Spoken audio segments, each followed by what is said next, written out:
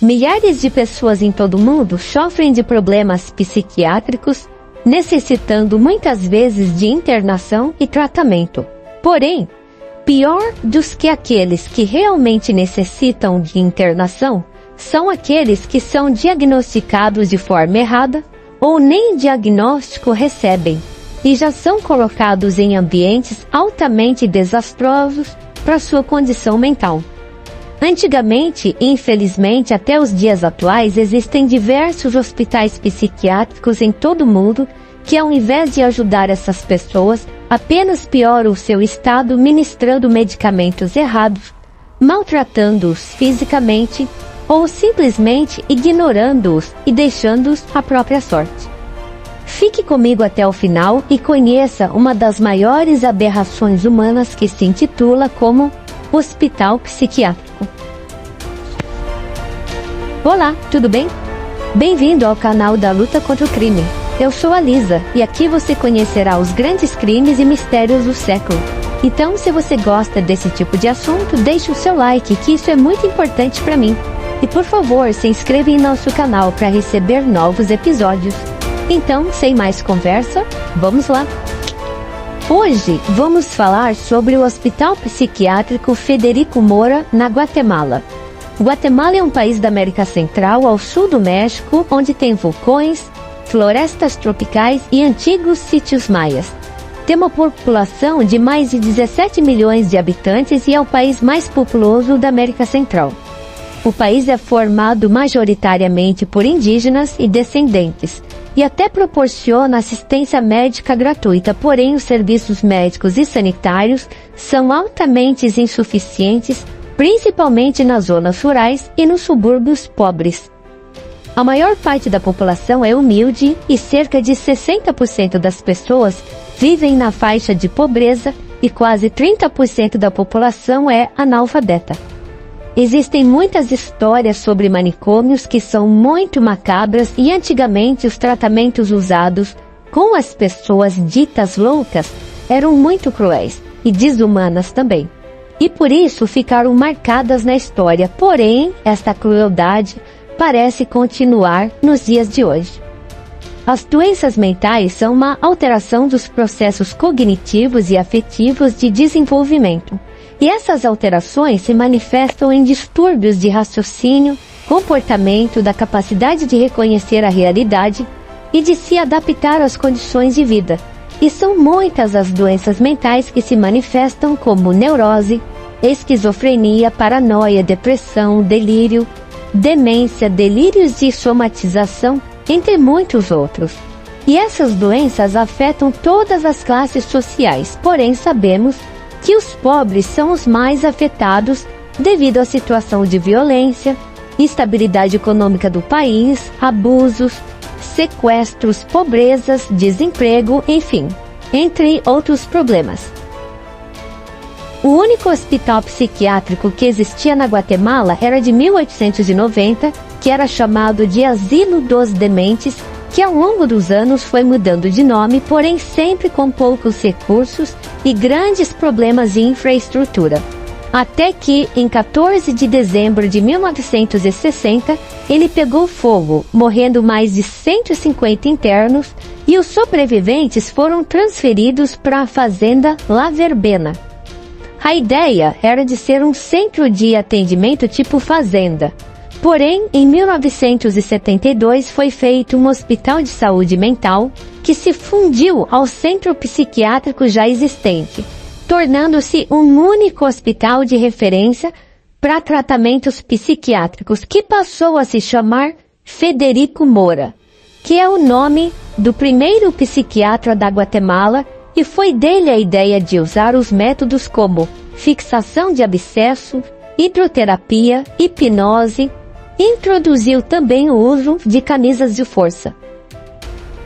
Durante muito tempo e ainda nos dias de hoje, o serviço de acesso mental da Guatemala é escasso e deficiente para todas aquelas pessoas que precisam desse tipo de tratamento. Primeiro, porque há falta de recursos econômicos, falta de infraestrutura e serviços de baixa qualidade, como falta de medicamentos e também falta de profissionais da área. Como o hospital foi construído próximo do centro de detenção preventiva masculina, muitos presos, para se livrar da prisão, se passavam por doentes mentais para não cumprir pena. Os juízes, muitas das vezes corruptos, nem pediam exames de comprovação mental e já o enviavam para o hospital psiquiátrico, causando um grande problema aos internos doentes.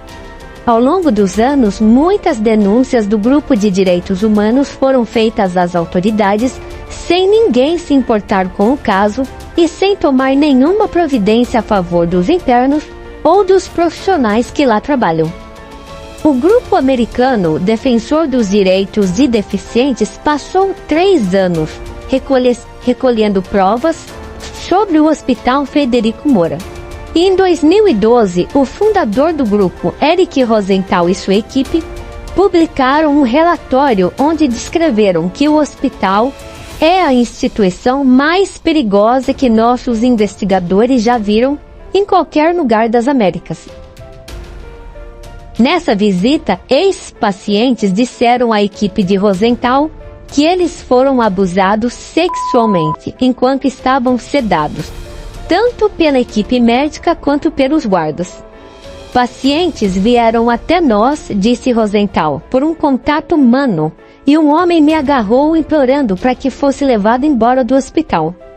Uma das pacientes que ficou internada no hospital nos relatou que foi abusada por um enfermeiro enquanto dormia.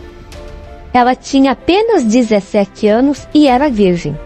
Ela fez o seguinte relato para a equipe: eu estava sedada e não vi nada do que aconteceu, e só percebi que havia perdido minha virgindade quando acordei no dia seguinte toda ensanguentada e com muitas dores.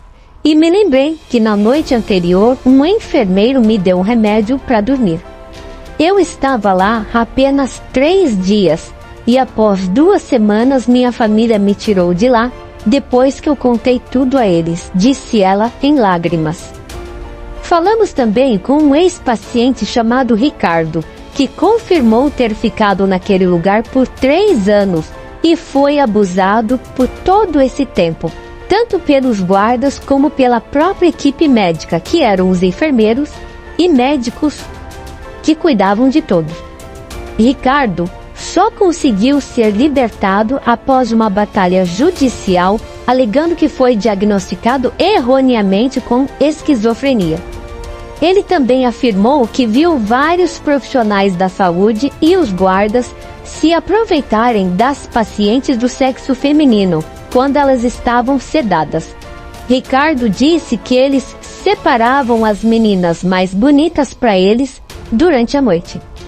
Eric Rosenthal, fundador dos direitos dos deficientes, diz que qualquer pessoa com ou sem deficiência internada neste hospital enfrenta sério risco para sua vida, além de risco de tratamento desumano, degradante ou até mesmo tortura. No relatório também consta que pacientes mais violentos podem ficar vários dias em quartos de isolamento jogados ao chão, com os seus detritos ao lado, sem nenhum tipo de acompanhamento, e um desses internos conseguiu se suicidar se enforcando em um pedaço de pano.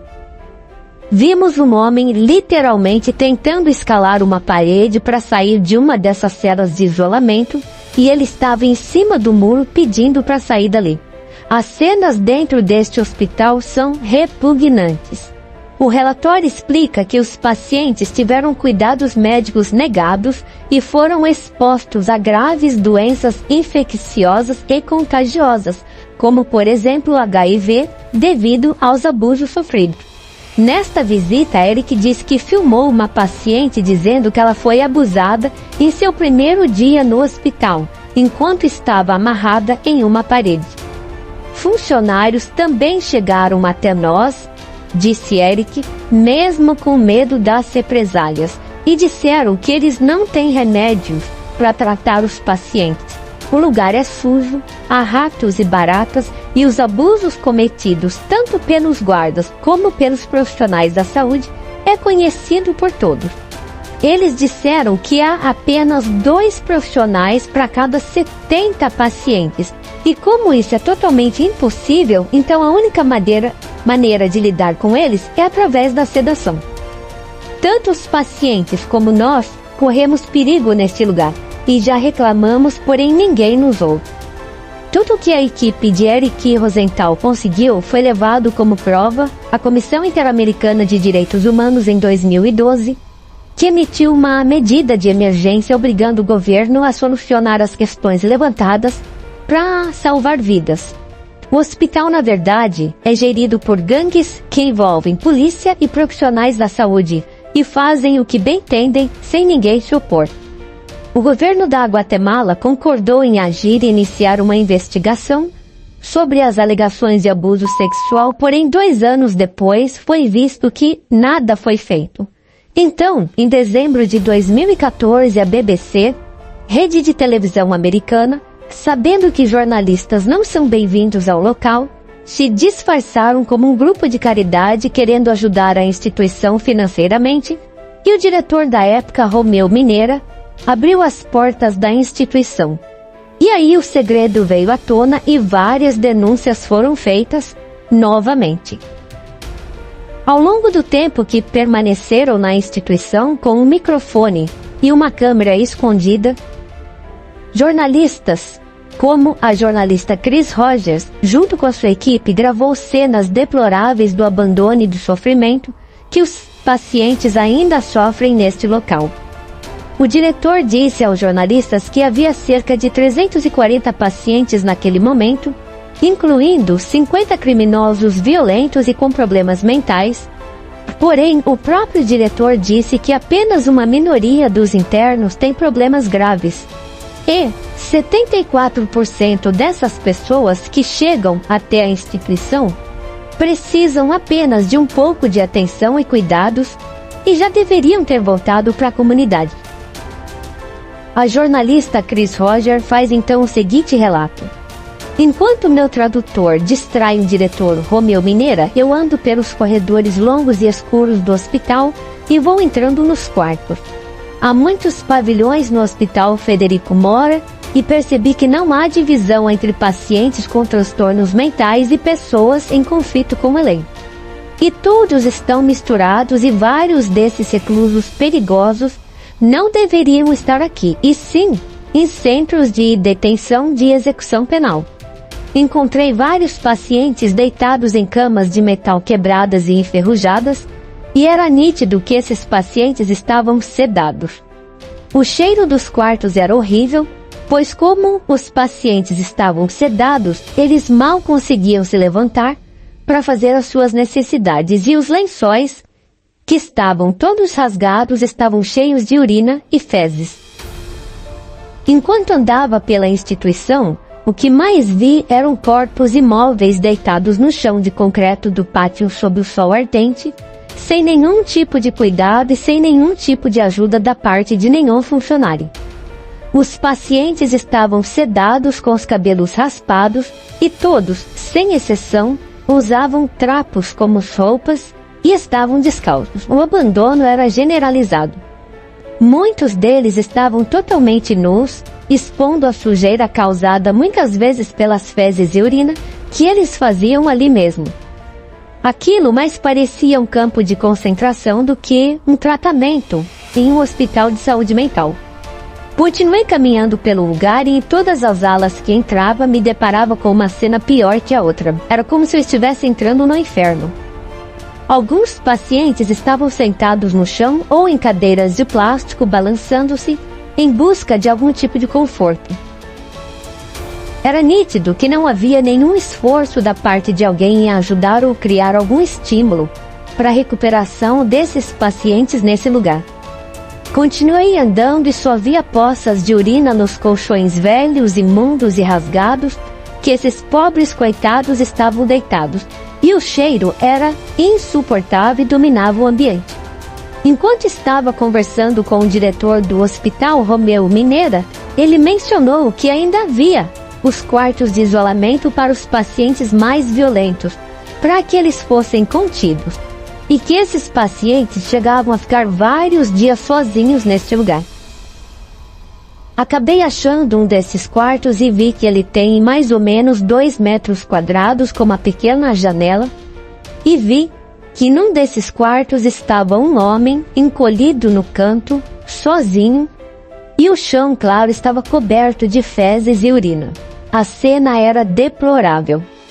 A equipe da BBC também tomou conhecimento que quando os pacientes chegam ao hospital, os próprios enfermeiros que não têm capacitação para medicar acabam administrando determinados tipos de medicamentos que alteram o seu estado de consciência, alterando o seu estado normal para um estado neuropsiquiátrico, que em vez de ajudar, só prejudica.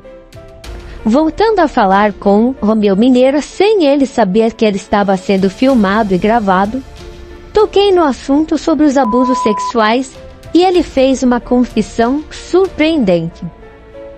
Sim, os guardas, enfermeiros e até mesmo médicos abusam sexualmente dos pacientes e completa a fala: aqui é um lugar onde tudo pode acontecer. Quando a BBC coloca no ar as gravações, um novo escândalo é gerado e, em resposta, o governo da Guatemala disse que o hospital usa a menor dose de sedativos possível e defendeu as condições do hospital. Alegou que há enfermeiros suficientes e treinados para atender às necessidades dos pacientes, inclusive para mantê-los limpos e vestidos, e que há uma equipe de manutenção de limpeza que deixa o ambiente sempre limpo e seguro para todos. O governo ainda defendeu o uso das celas de isolamento, alegando que os pacientes mais violentos são deixados lá por no máximo 2 horas, tempo para que eles se acalmem, e que essas celas sempre são monitoradas. O governo ainda disse à BBC que iniciou o processo de melhoria do sistema médico mental pelo país e que está construindo um muro para separar prisioneiros do resto dos pacientes.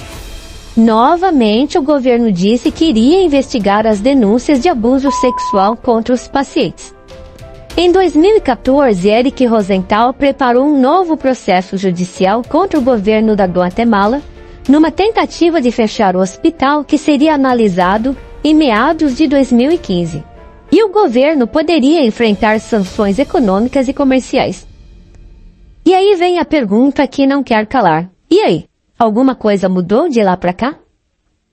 O que se sabe realmente é que poucas informações sobre a investigação, pois até agora, a matéria da BBC, o governo sempre quis se manter à margem e colocar panos quentes na real situação. Porém, descobrimos uma matéria do ano de 2017, onde diz que a Guatemala deve tomar medidas urgentes para devolver crianças às suas famílias que estavam em orfanatos e detentos psiquiátricos à comunidade, declarou a Comissão Interamericana de Direitos Humanos. Especialistas continuaram a visitar e monitorar o hospital pelo menos uma vez por ano, porém, devido à pandemia, seus portões foram fechados para visitantes e agora os investigadores só conseguem descobrir o que acontece lá dentro através dos funcionários.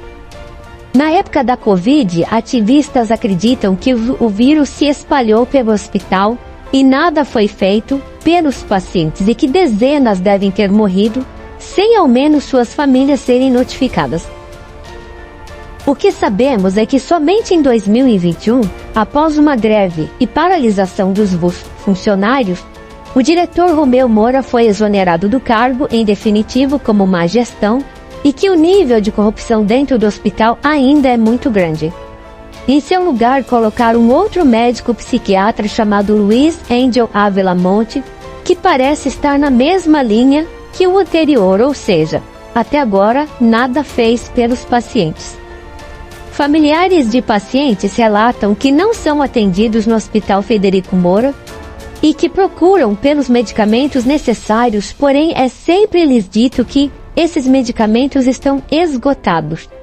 Os familiares dos internos dizem que lá dentro do hospital tudo continua igual. Os pacientes tomam café da manhã no chão e vivem na total sujeira e com falta de profissionais.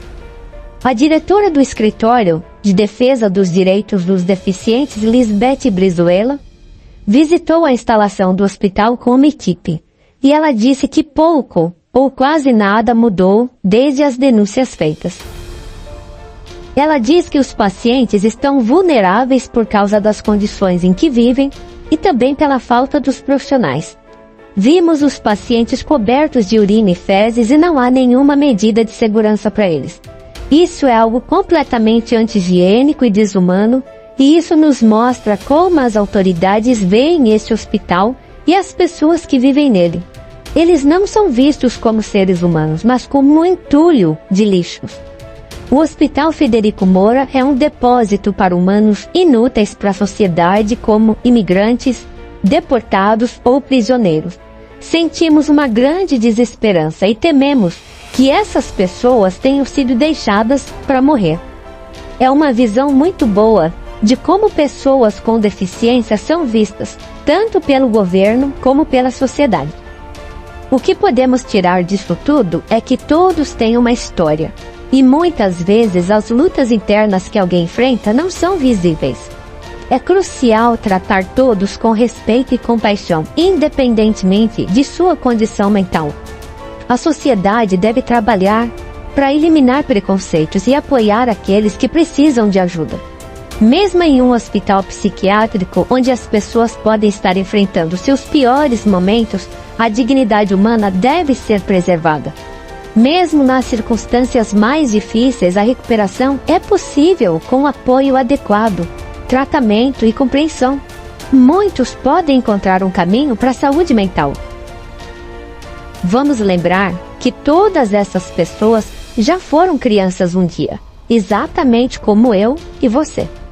Elas têm ou tiveram famílias, e só por este motivo devemos tratar todos com dignidade e respeito, independentemente de suas circunstâncias, porque todos nós estamos sujeitos a muitas adversidades na vida. E ninguém, absolutamente ninguém, está isento de um dia viver em um lugar como este. Esse é um tema bem difícil, né? Porém, se você gostou, dá um like, pois isso é muito importante para eu crescer por aqui. E não se esqueça de se inscrever em nosso canal para receber mais episódios. E manda aí o que você achou dessa história horrível. Obrigada por ter assistido e até o próximo episódio da nossa luta contra o crime. Bye bye!